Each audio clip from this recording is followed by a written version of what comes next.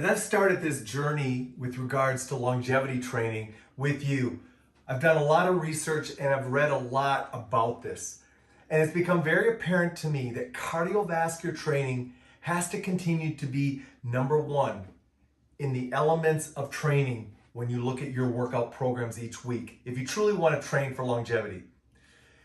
I think as we've aged, especially in our younger years, cardiovascular training did not appear to be quite as important. Strength training was a lot more enjoyable, and it was something that we wanted to go ahead and do a lot more, especially as guys. But as we've aged, it's become very apparent that cardiovascular training is the number one element you need to have consistently in your weekly workout program. Both the continuous long duration type cardiovascular training, where you're working at lower intensities for longer durations, as well as interval cardiovascular training, where you're going to challenge that MaxVO2 element of longevity.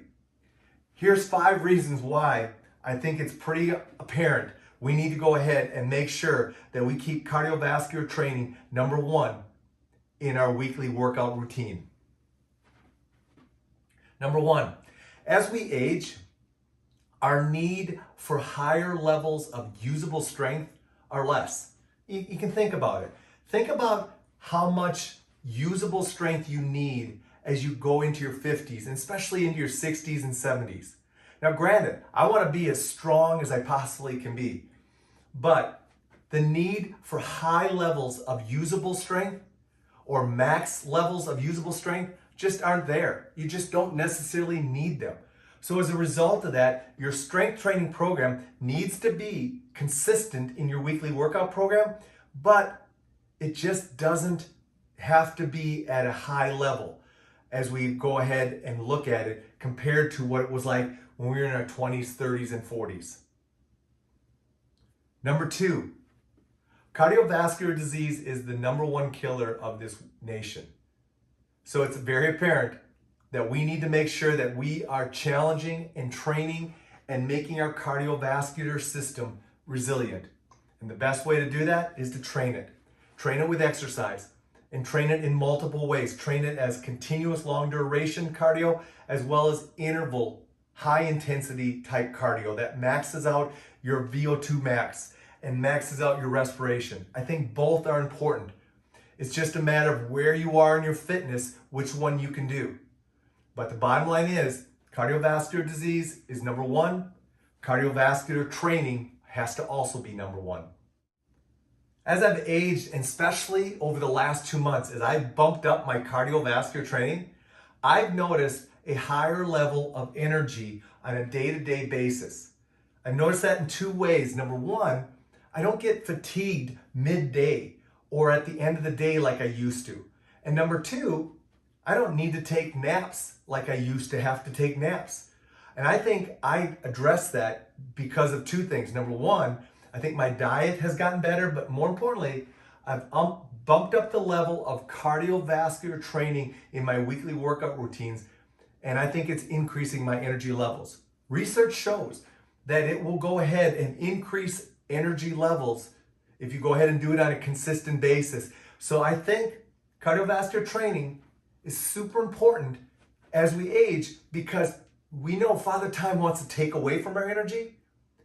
So we're going to go ahead and fight him by making sure we have a strong level of cardiovascular conditioning in our weekly workout program.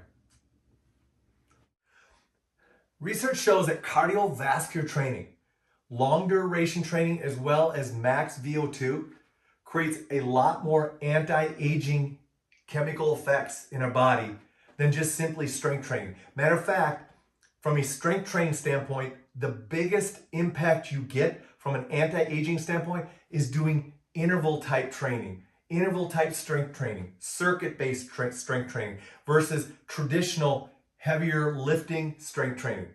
Now granted, you're welcome to bring in all of those. But again, cardiovascular training seems to be the number one element for anti-aging responses and effects. So for that reason only, you want to go ahead and make sure that you're continuing to keep a consistent level of cardiovascular training in your workout. And that's why I've gone ahead and made some changes in my weekly workout since starting this with you, because I realized that cardiovascular training in my workout routine was not quite where it needed to be on a consistent basis, week in and week out. It's no different at age 20 than it is right now at age 60 for me. The heart is still the number one muscle that we need to go ahead and make sure we're strength training each and every week. I think when we're younger, we kind of underappreciate the importance of our heart rate because it's strong. It hasn't got the miles on it. It hasn't been used as much.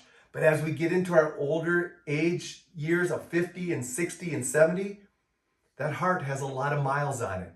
And we've got to make sure that we have consistently kept strength training it as we've gone ahead. And I think as we get into our older ages of 50 and 60, we got to make sure that we continue to strength train our heart for all the reasons I've already listed, but also because it's the one muscle group that is going to go ahead and have a lot of miles on it, and it needs to stay resilient. So for that reason only, the heart continues to be the number one muscle that we need to appreciate and take care of, and cardiovascular training is the best way to go ahead and do that.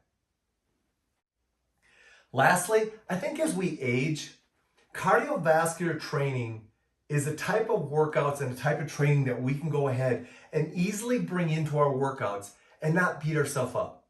I mean, free weight training is obvious. It's going to go ahead and create a lot of joint and tendon trauma as we use it. It's supposed to. That's what it's designed for. So as a result of that, we can't bring that into our workouts as frequently as when we age. Of course, resistance bands can offset that, as we've talked about a ton. So now we can strength train with resistance bands more frequently without beating our body up. But ultimately, gravity and free weight training and strength training is going to go ahead and add a component of trauma to our body that as we age is going to take a little bit longer to recover from.